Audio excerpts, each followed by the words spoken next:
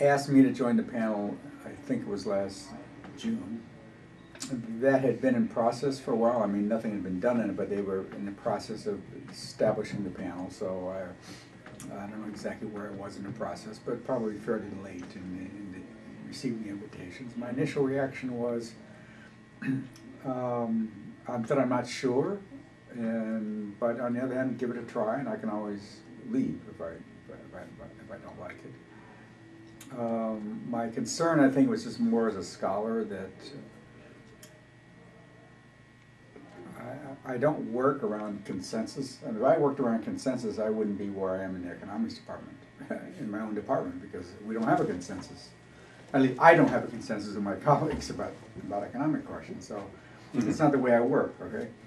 When I addressed that to Elizabeth at a certain point, she understood. She said, we know that that's the way, scholars work. We know that people think for themselves, and so forth and so on. Nevertheless, the consensus panel comes out of something called the Delphi method, which was established by the Rand Corporation in 1955 or something like that. I think it had a foreign policy objective. I haven't done enough research on the Delphi method to be very cogent about it, but what's indicative for me is when I would ask questions to Elizabeth or to David about it, it was always Elizabeth who would answer, maybe for the name in both of their names, but it wasn't him that was answering me. I didn't get clear answers. I mean, she used to be a medical librarian in Canada, in Vancouver, Canada. She's retired now, and it was clear that she had been exposed to the Delphi method being used in the medical field, and I suspect she mentioned it to Griffin, and he bought into the idea. I suspect. Okay, I suspect that's the origin of why they decided to use the Delphi method. Can you?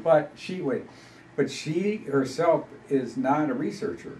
She never was, and so I think that she doesn't have that experience of like if for example, I'm an econometrician, and there's methods we use in econometrics, and I know that everything you use has controversy, and that's good. I mean, it's healthy. You have pluses and minuses of anything you use, but when you ask her to elaborate on the Delphi method, she doesn't seem really capable of having even penetrated the literature on the pluses and minuses of it. That's just my basic impression, because I got what I would consider simplistic answers about whether the method is the appropriate thing to use or not. Anyway, for many months I participated in the process, mostly, without much hesitation last summer until September, a year ago. Right around September 11th last year, we had the Toronto hearings, but right before that,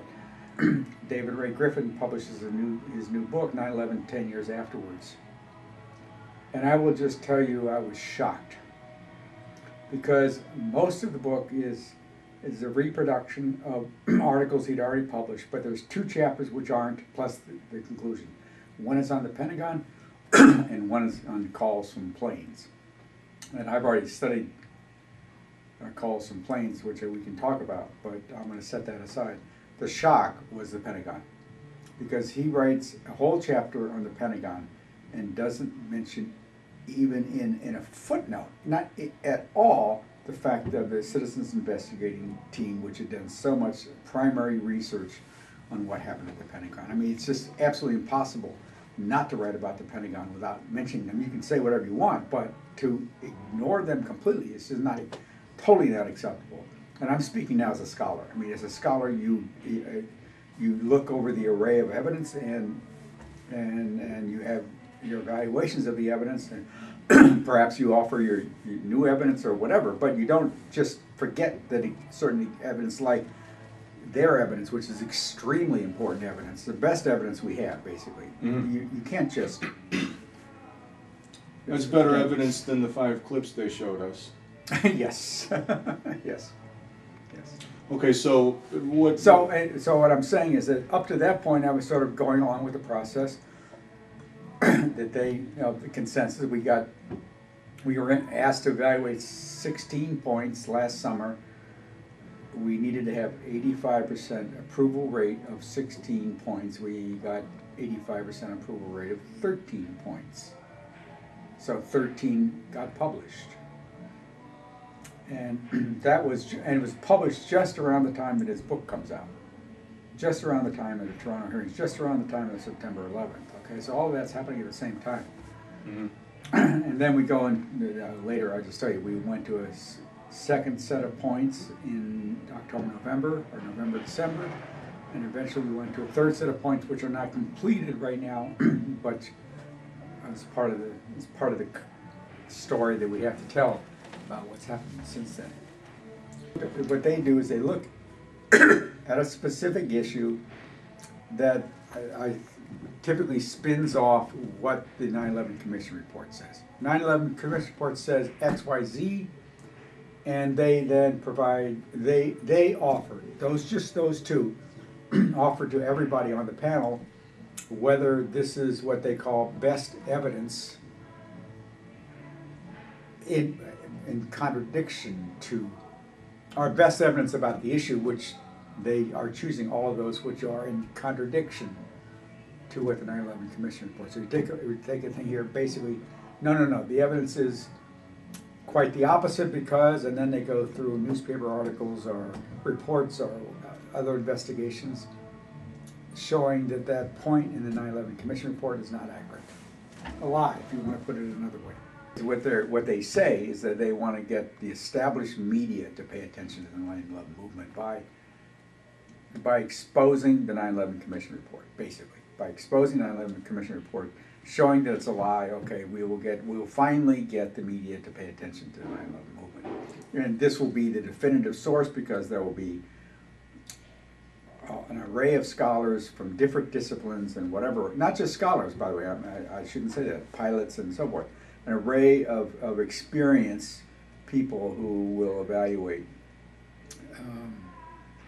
the terrain of questions to ask, and they will come to 85% consensus on certain of these aspects, and they will basically say, look, this is really overwhelming.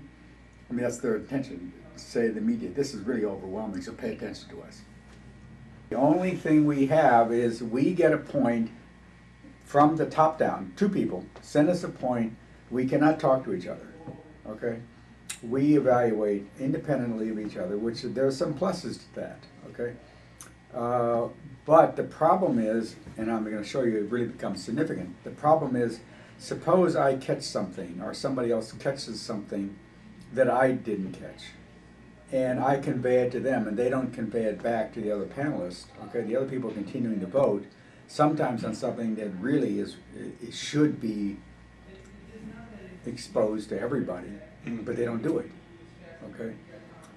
And that's part of the control is they decide what gets exposed to everybody among the 20 plus people who are looking at these points.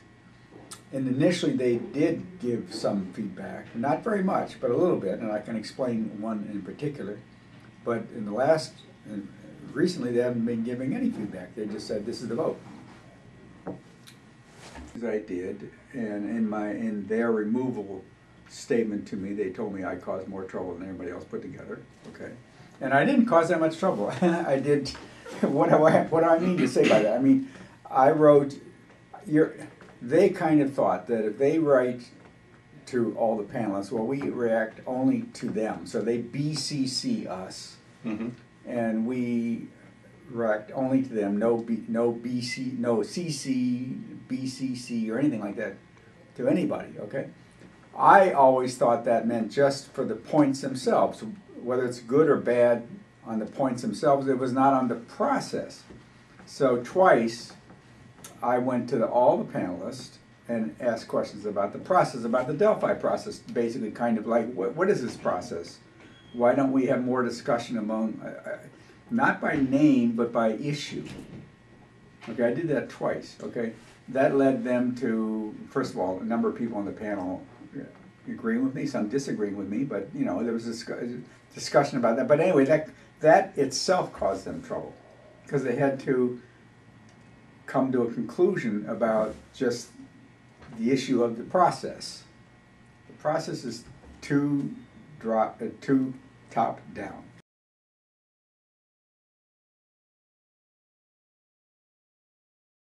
They're in LA, and they're reading the 9/11 Commission report, I believe, okay, and they're trying to understand what happened to the Pentagon on 9/11. Did a plane really hit the Pentagon, blah, blah, blah. And somehow they decide, but they wanted to do it in a very scientific way, I think, you know, I mean, it's my understanding of it. And that is, after 9/11, you had a lot of people who were around the Pentagon who reported what they saw at the Pentagon. And that was in an archive provided by the government. So the names of people were there. So they went, they flew out from LA to DC and started interviewing the people that said the plane hit the Pentagon. Okay, but then they started realizing, well, I mean, it's a detailed story to figure out how they got really into it, but some of the people, many of the people who said the plane hit the Pentagon, they found out were not in a position to really know. The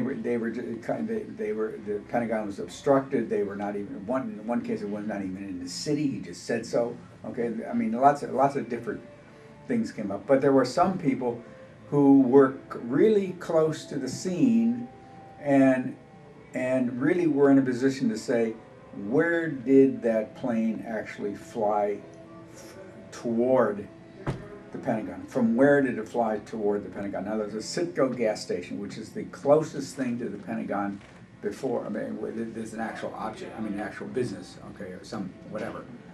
And every single person that was in a position to know, that's 13 people, said that the plane went to the north side of the Citgo gas station, including police officers who were at the gas station. All of whom thought that the plane hit the Pentagon, but because they didn't know what the purpose of the question was.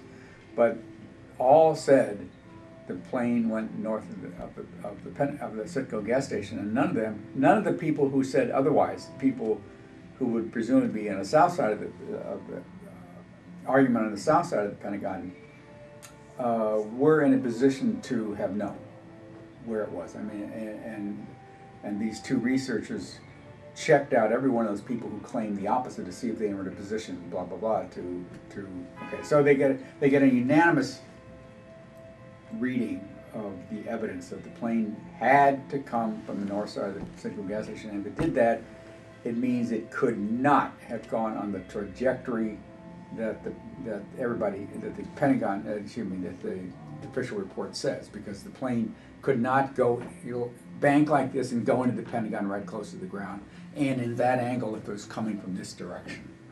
So it means, and this is really important, okay, that means that something else happened to that plane. That plane did not go into the Pentagon, because if the trajectory it was on, it would have had a different damage path in the Pentagon itself. Therefore, the plane, something else happened, and the only other logical thing that could possibly happen is the plane went over the Pentagon exactly at the moment that a big fireball came up in the Pentagon, explosion in the Pentagon, which covered over the fact that the plane flew over. I mean, even the damage, it was set up. It was a setup damage. Okay, the whole thing was a deception, and I think that and other people I've talked to think that the government never expected that somebody to do that in careful research. Okay, we caught them. That basically, okay, we caught them. And yet, this is not mentioned at all. This is not mentioned at all in David Ray Griffin's book, 9/11, 10 years later. It's just, he writes a whole chapter on the Pentagon. It's not even, this work is Has anyone ever asked him why not? Yes, and he's not giving a clear answer. He's not, I mean, I've never seen a written answer by him. I know he's asked. I know that one of the people who resigned explicitly resigned over this issue. I mean, in part over this issue, that this has been dodged. It's inexplicable. I mean, it's totally scientific to just ignore evidence. You don't do it. That's it. One of the people who resigned, namely Shelton Langford, says that they're serving as a gatekeeping function, which means exactly only you can go so far. Another person interprets it as a limited hangout, which means that they are setting up a situation where a certain blame can be leveled at the U.S. government, but not too much. That's what a limited hangout means. In the context we, in the 9/11 movement, we're experiencing from David Ray Griffin and Elizabeth Woodworth, is they define what questions we ask. Only, by the way, this is kind of interesting. When I did make my objections to the Delphi method, or what their method of interpretation of the Delphi method, when I was making the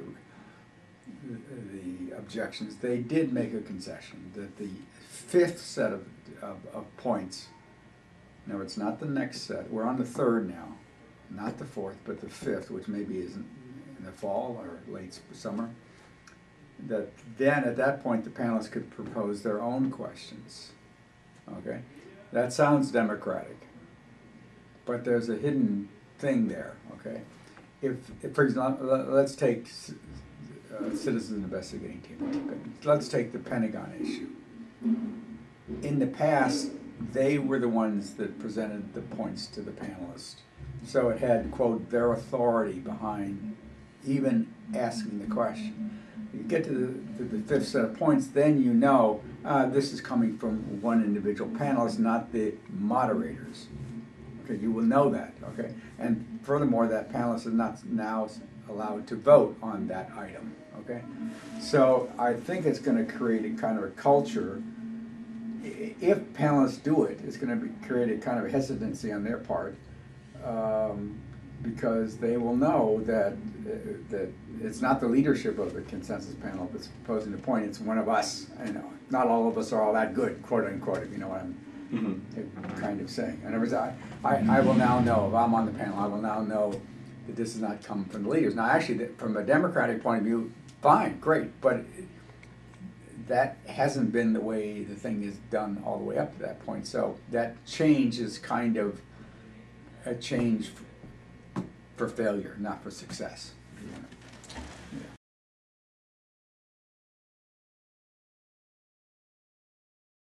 Elaborate a little bit on the two things that I have worked on that because I think it's really important. On insider trading, if you go back to his book in 2006, he has about 5 pages on insider trading, which I didn't object to at the time I read it,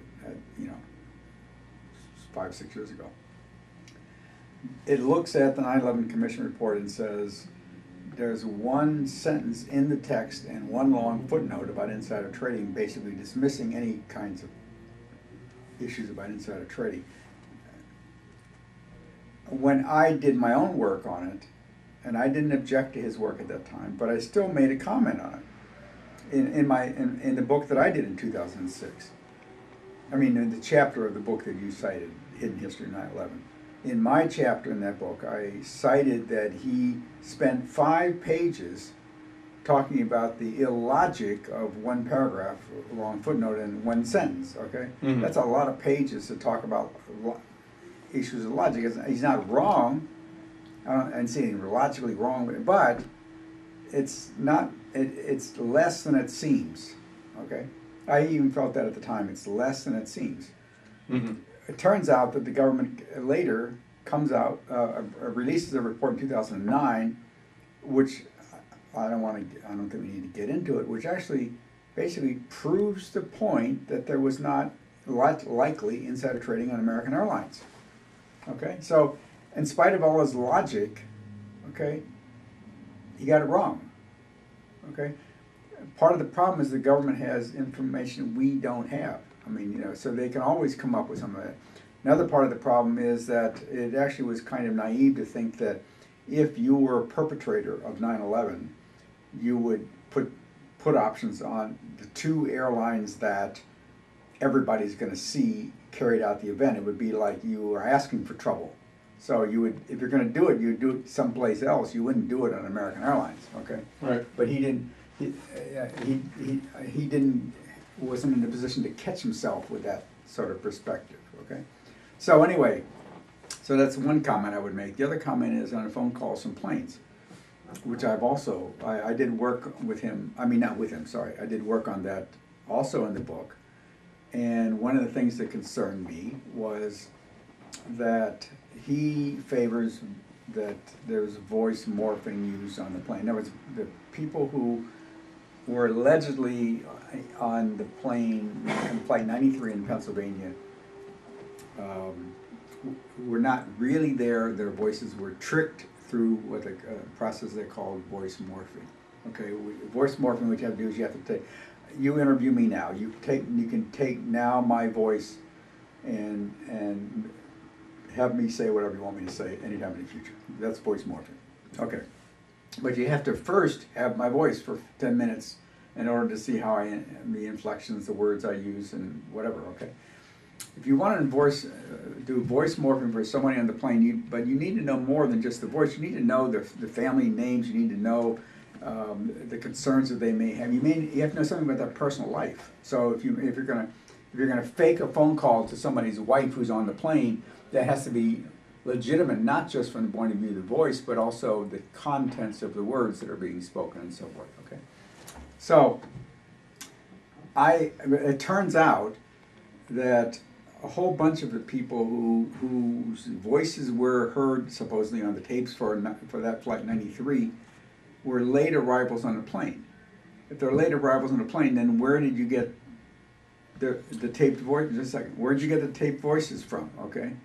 Now, he knew that I asked that question before. He knew that I pointed to the late arrival problem in connection with voice morphing, okay? He never addressed it with me, and we even had some email correspondence. He just kind of passed over it. So finally I published an article last October in which I pointed out the issue, and he really came back hard against me. But his answer was an act of desperation. His answer was, "Oh, that's easy to solve. The government could have taped all passengers. I mean, all potential passengers out of Dulles Airport over years and use that." I mean, in other words, he didn't confront what I was saying. He just simply gave a way out, which is a preposterous way out. That the government has been for 3-4 years and taping. You might go out of Dulles Airport, or I'm going to tape you. You know, mm-hmm. And it's not only taping your voice. You have to know something about your personal. And then when 9/11 itself occurs, you have to push the button of the family, including the family information that you needed to know to make it realistic to the person who's receiving the call. I mean, it's. I'm not saying what actually happened to Flight 90, United Airlines 93, which blew up or whatever it did in Pennsylvania. I'm only saying that kind of evidence is worthless, basically. I mean, the voice morphing not because voice morphing doesn't exist. It exists, but the implementation of it in this particular circumstance, where many people are late passengers, or stewardesses, or stewards, or whatever, in that kind of context, it's worthless unless you really have a way to address that objection. And he was quite incapable of it. The starting point is the government says there was 19 hijackers, for example, and passengers. Okay, let's say 19. The government says 19 hijackers. Okay, so then you interrogate whether it's true that there was 19 identified individuals who were on the planes. Okay. By the way, the government only stated that they were on the plane. They asserted it. The government never gave any proof. So it's rather pretty easy. You don't have to do any logic. Give me some evidence, and that's all you have to say about that. Okay. I do want to mention one thing because I think it's more significant than maybe a lot of people realize. On the third set of points, which is not yet published yet, okay, and I don't know what's going to happen with it because I'm no longer in the process. They accused Donald Rumsfeld by name of being involved, a perpetrator of 9/11. Okay, they did it on the basis of 1 point. Okay. That means that every single panel member could be subject to a libel suit, okay? Donald Rumsfeld could file a suit against the panel, every single panelist, okay? saying that you have libeled me in print. That's that's the defamation in print. That's libel. Okay? You have libeled me, and whatever, and do whatever they want. Okay. Do I think any government's is going to throw out a suit by Donald Rumsfeld against the panel? No. Okay. I think they would be in trouble. Now, therefore, it doesn't mean Rumsfeld's going to do it. He may think it's not worth it, but you put the ball in his court. Mm-hmm. If you want to name a name, okay, you better really be ready for the bounce back.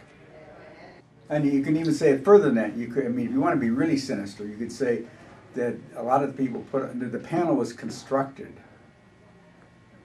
maybe intentionally, maybe unintentionally, of bringing in leaders and then libeling them. Subjecting them to libel suit, and then you kind of really smash the movement. I don't think it's ever going to address the Pentagon issue that we just talked about. I don't think it ever will, okay? For those who think that is the single most important evidence we have against the government on 9/11, which I think it probably really is the single most important piece of evidence, then from that point of view, it's doomed for failure.